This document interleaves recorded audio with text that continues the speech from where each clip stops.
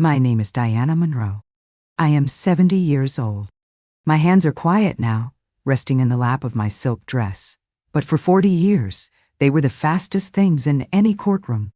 I was a court stenographer, a master of that strange, silent, lightning-fast machine that translates the chaos of human conflict into the cold, clean, and permanent record of the law. My world was one of testimony, of cross-examinations, of the subtle shift in a witness's voice, the almost imperceptible hesitation before a lie. I was a human seismograph, trained to detect the tremors of deceit. My job was not to interpret or to judge, but simply to record, to create the one, inviolable, official truth. I was the silent, invisible guardian of the record.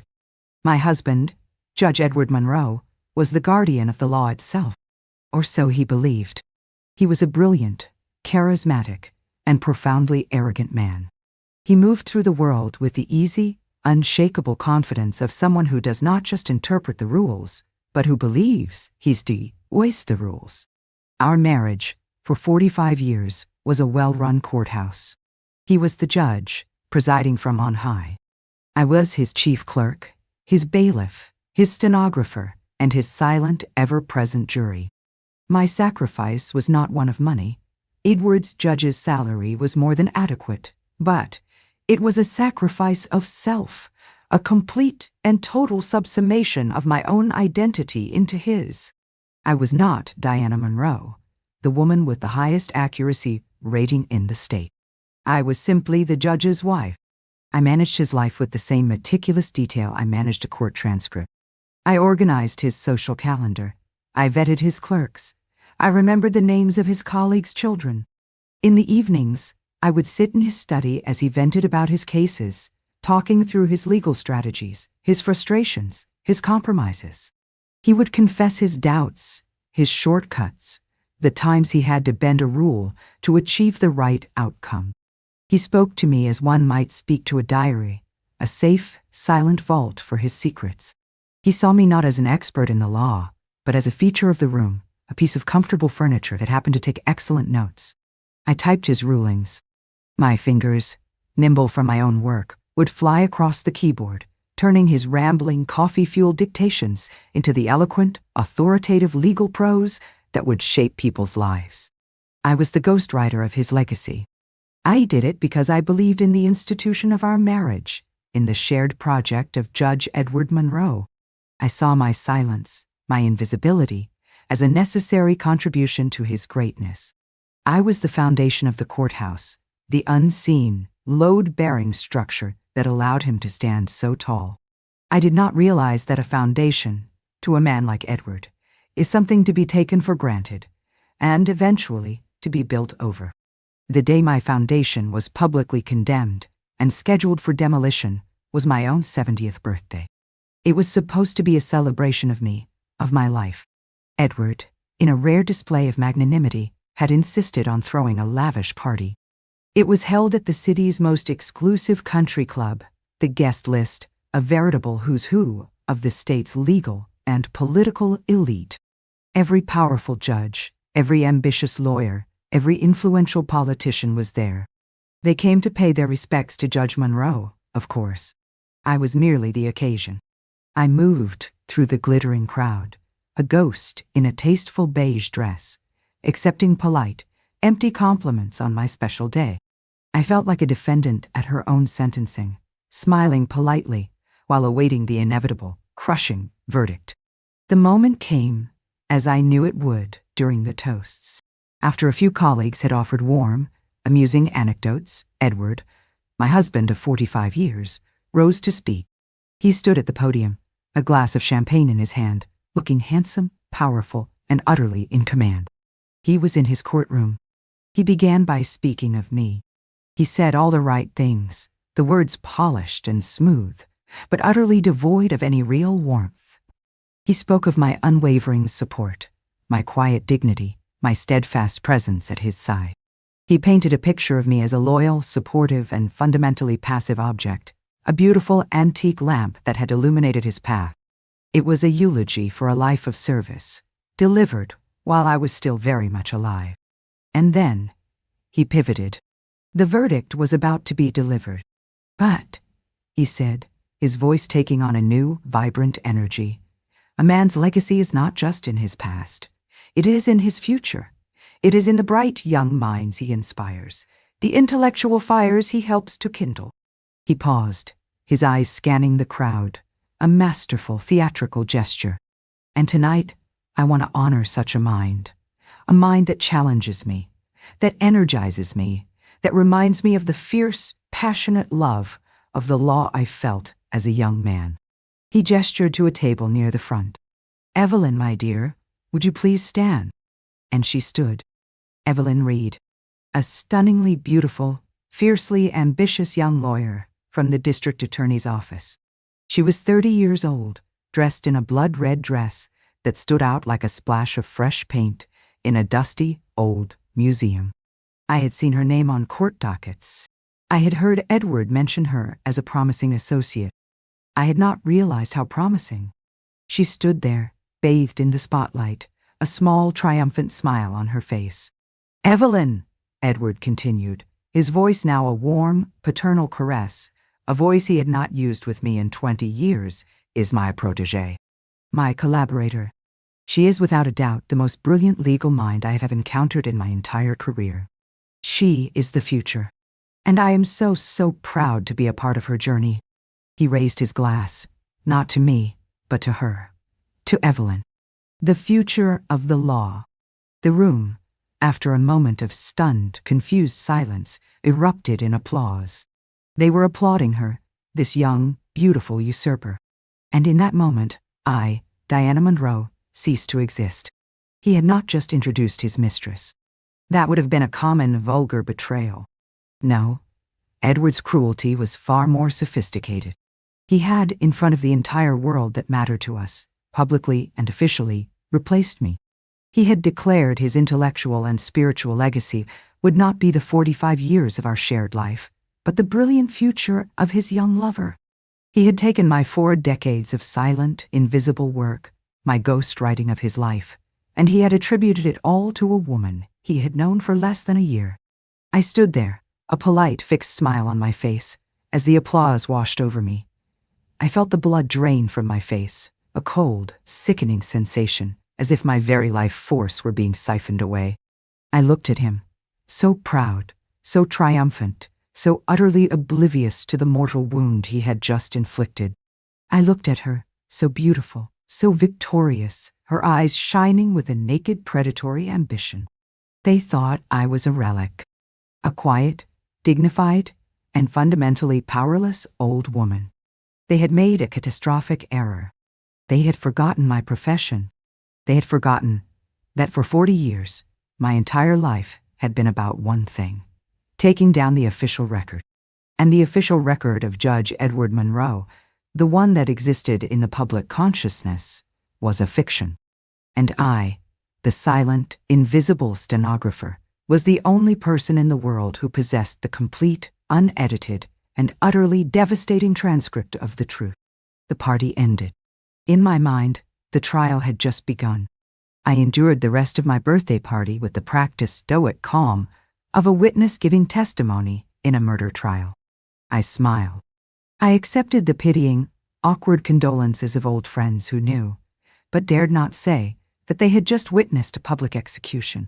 I watched my husband, Edward, glow with a renewed vampiric vitality, his arm now possessively around the waist of his young, brilliant future.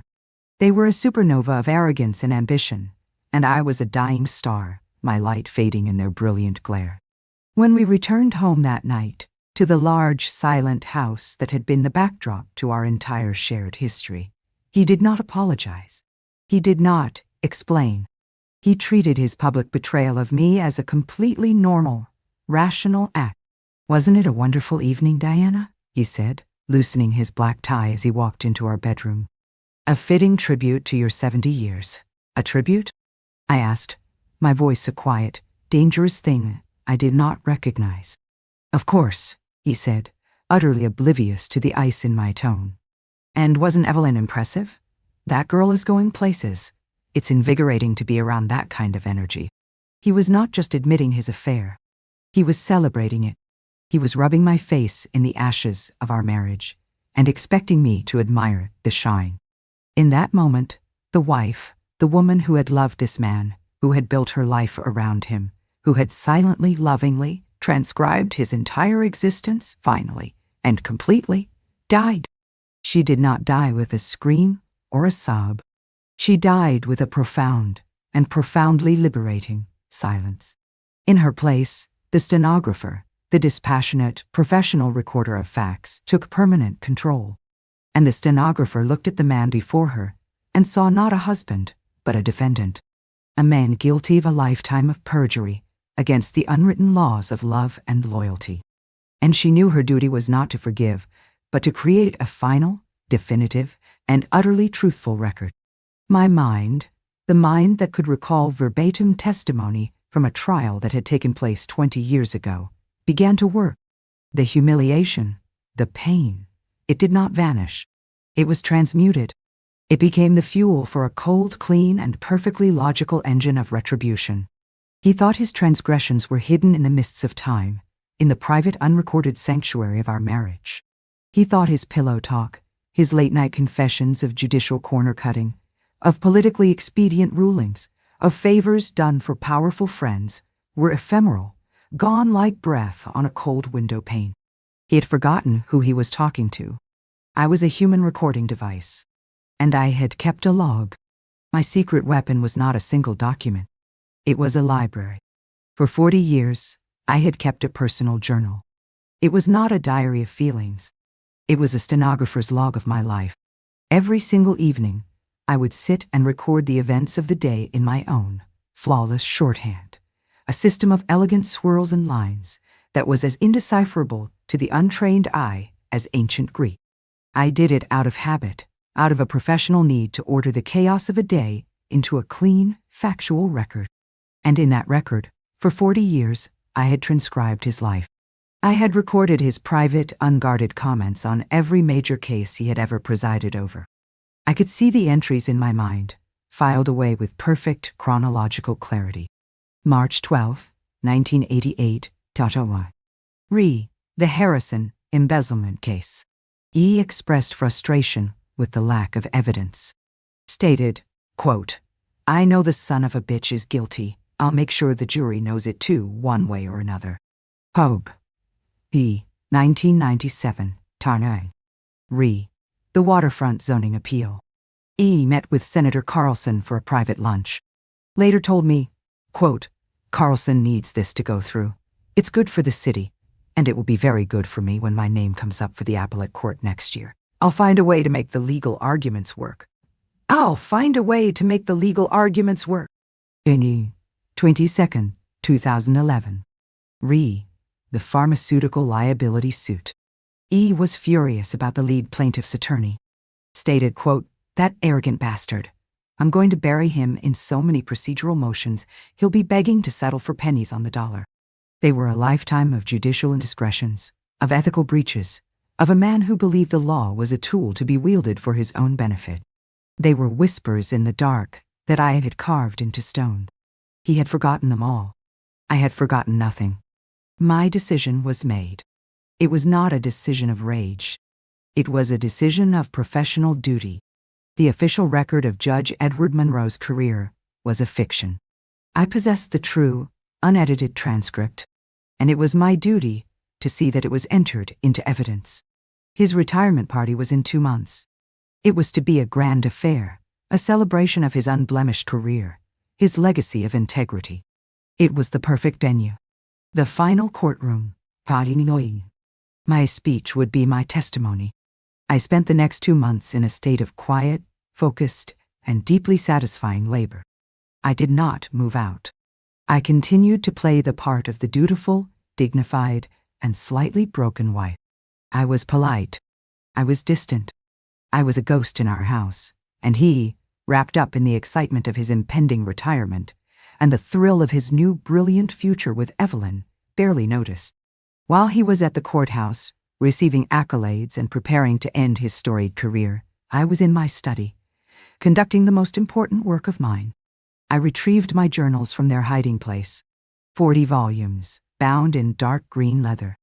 and I began to transcribe. My old stenographer's machine was in the attic. I brought it down, cleaned it, oiled it. The feel of the keys under my fingers was a homecoming. For hours each day, my hands flew across the machine, translating 40 years of my elegant, cryptic shorthand into plain, brutal, and damning English. I was not just typing. I was building a case. I organized the entries by theme: ex parte communications, judicial bias, political influence.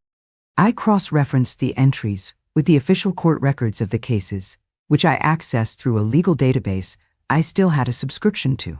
I highlighted the discrepancies, the moments where his private words were in stark, shocking contrast to his public rulings. It was a monumental task, a work of archival scholarship and legal artistry. When I was done, I had a document that was over 300 pages long. It was a secret history of his entire career. A record of his hypocrisy, his arrogance, and his contempt for the very laws he had sworn to uphold. The final step was to transform it from a personal document into a legal weapon. I took the transcript to a notary public, a woman I knew from my old courthouse days. I sat before her, and with my hand on a Bible, I swore that every word of the 300-page document was a true and accurate transcription of my contemporaneous notes. She affixed her official seal to every single page. My document was now a sworn affidavit, a piece of legally admissible and utterly devastating testimony. I made 3 copies, one for me, one for my lawyer, a sharp, young, and very hungry litigator I had hired in secret, and one for the guest of honor I would be inviting to Edward's party. The trap was set. The evidence was certified. The final, official record was ready to be read into the court. The 2 months leading up to Edward's retirement party were a masterclass in the art of the long game. I lived in the same house as my husband, a man who had publicly disemboweled me, and I treated him with a cool professional courtesy that seemed to confuse and, at times, unnerve him. The weeping, emotional wife he had expected after my birthday had failed to materialize. In her place was a woman who was polite, efficient, and as distant as a star.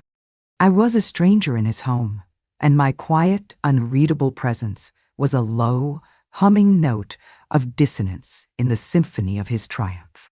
He was too consumed with his own victory lap to pay much attention.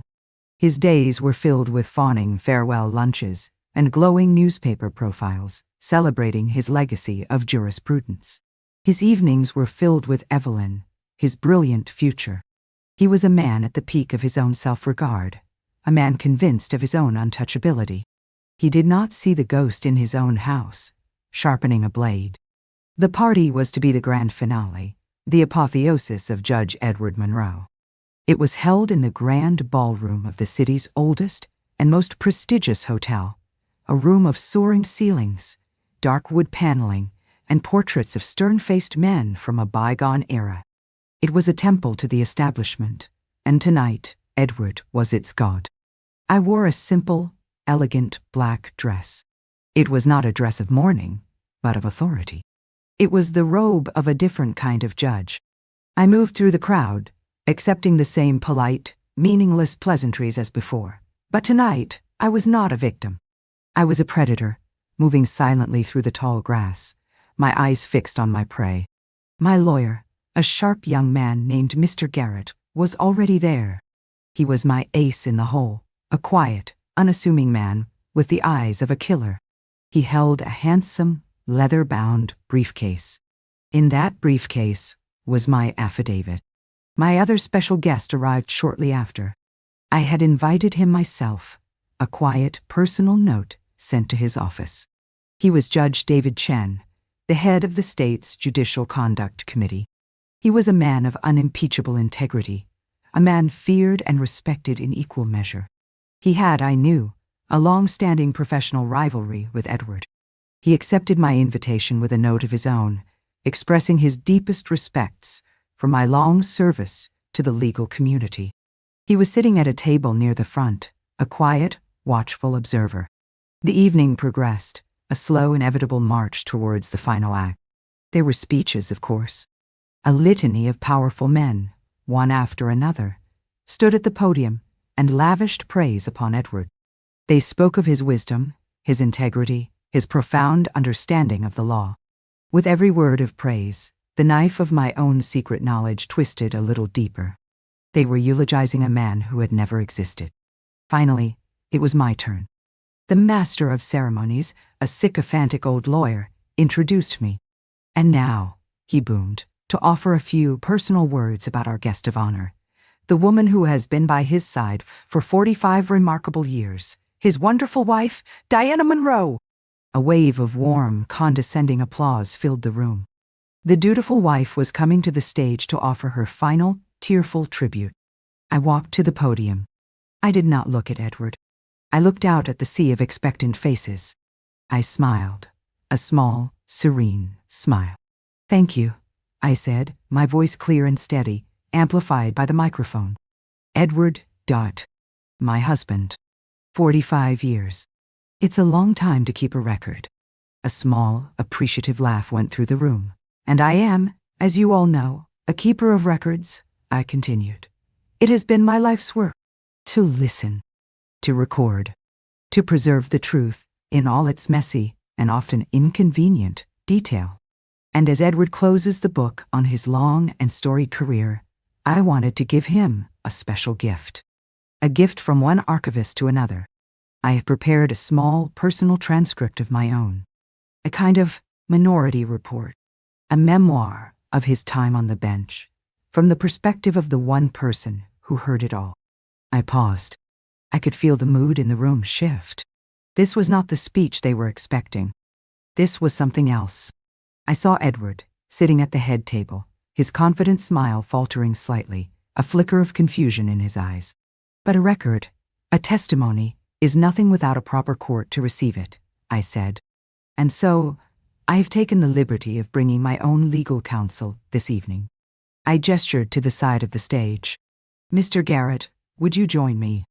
Mr. Garrett, my quiet, unassuming lawyer, stood up and walked to the stage, his leather briefcase in his hand. A low, shocked murmur went through the room. This was a profound and shocking breach of protocol.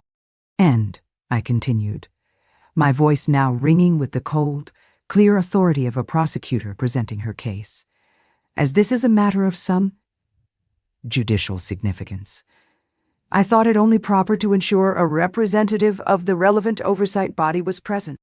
My eyes found Judge David Chen in the audience. Judge Chen, thank you so much for coming. I trust you will find the following proceedings to be of great interest to the Judicial Conduct Committee. Judge Chen, his face a mask of stone, gave a slow, deliberate nod. Edward was no longer confused. His face was pale, his eyes wide with a dawning, sickening horror. He knew. He knew what was about to happen. He had just realized that the silent, invisible vault, where he had stored his secrets for 40 years, was about to be thrown open for the entire world to see. Mr. Garrett, I said, my voice now as cold and as sharp as a guillotine. You may now serve the defendant. And my lawyer, in the dead, shocked silence of the grand ballroom, walked over to my husband, the great, respected, and utterly fraudulent Judge Edward Monroe, opened his briefcase, and served him with a 300-page sworn affidavit detailing a lifetime of lies, a document that would not just end his career, but would erase it, leaving behind nothing but the cold, hard, and undeniable truth of his own corruption. The record, finally, was being corrected. The moment Mr. Garrett placed the thick, bound volume of my affidavit on the table in front of my husband, the air in the ballroom seemed to crystallize. The silence was no longer merely expectant. It was a brittle, deafening thing, thick with scandal, and the thrilling, terrifying scent of a great man's public immolation. The document, with its neat, professional cover, sat there like a bomb, its fuse lit and sputtering. Edward stared at it as if it were a venomous snake. He did not touch it. He looked up, his eyes finding mine across the room. His face was a ruin. The handsome, confident mask of the great Judge Monroe had crumbled to dust, revealing the terrified, bewildered man beneath. In his eyes I saw not anger, but a profound, almost childlike disbelief. He was a man who had made the rules his entire life, and he could not comprehend that the rules were now being used with such devastating precision against him. The collapse, when it came, was a chain reaction of beautiful, brutal efficiency. Judge Chen, the head of the Judicial Conduct Committee, rose from his seat. His movement was slow, deliberate, and it commanded the absolute attention of every lawyer and judge in that room. He did not speak to Edward. He addressed my lawyer.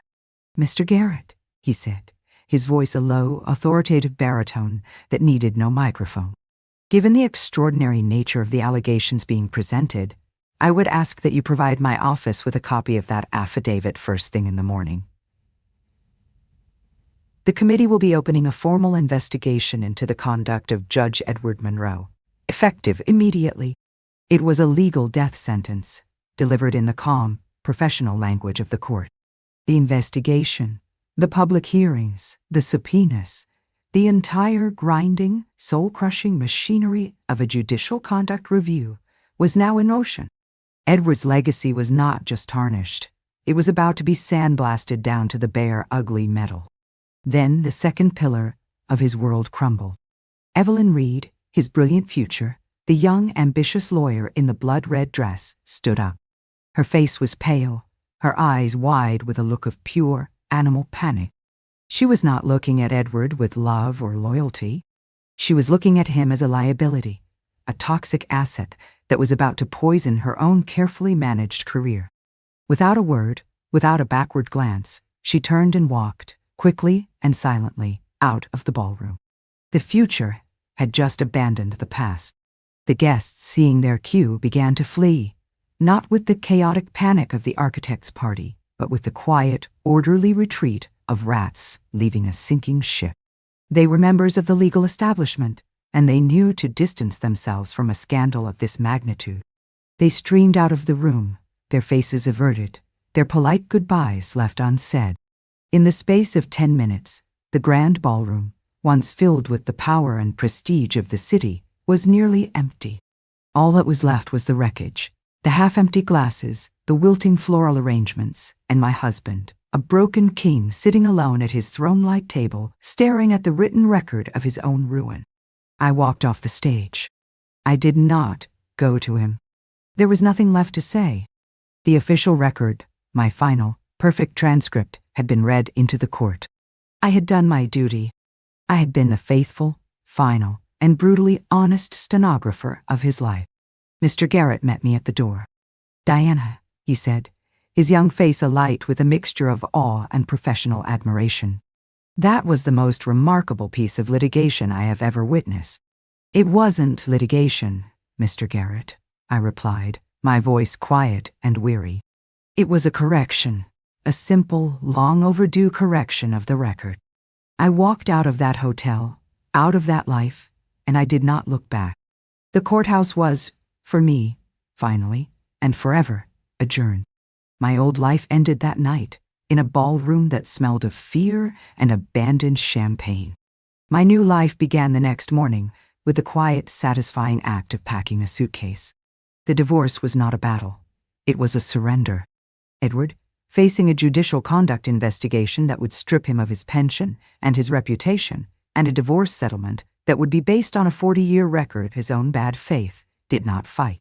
He gave me everything I asked for: the house, the majority of our liquid assets, and, most importantly, his silence.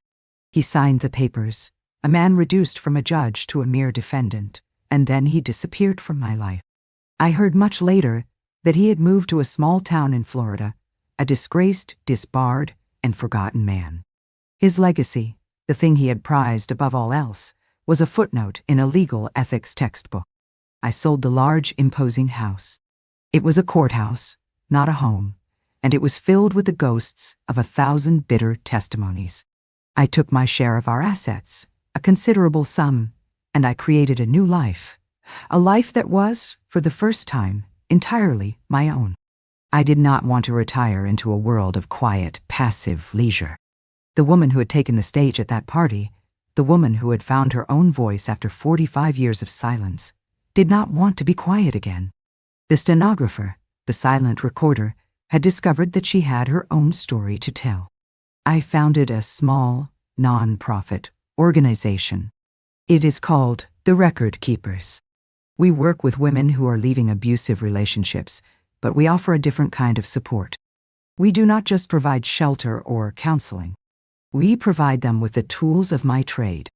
We teach them how to document, how to keep a log, how to gather the evidence of their own lives. We give them small, discrete digital recorders. We show them how to save emails and text messages. We empower them to become the meticulous, unimpeachable stenographers of their own truth. We are building an army of quiet, invisible, and utterly unstoppable record keepers. My home is now a small, light-filled apartment in the city with a large office that is the headquarters of my foundation. My days are filled with purpose. I am no longer the silent woman behind the powerful man. I am the woman who gives a voice to the silent. I have a recurring dream. I am in a vast, quiet library. The shelves are filled with dark, leather-bound volumes. Each volume is the life of a woman, a life that was once silenced, ignored, or erased. And I am the librarian. I am the custodian of their truths. I take a book from the shelf, I open it, and I begin to read it aloud. And the silence is filled with their voices. I spent a lifetime in a courtroom, a silent, invisible instrument, faithfully recording the words of others. I learned, in the crucible of my own profound betrayal, that the most powerful testimony you will ever give is your own. You must be the court reporter of your own life, meticulously recording the truth, no matter how painful. Because in the end, the record is all that is left. The record is what endures. And the truth, once it is entered into the record, can never, ever be erased.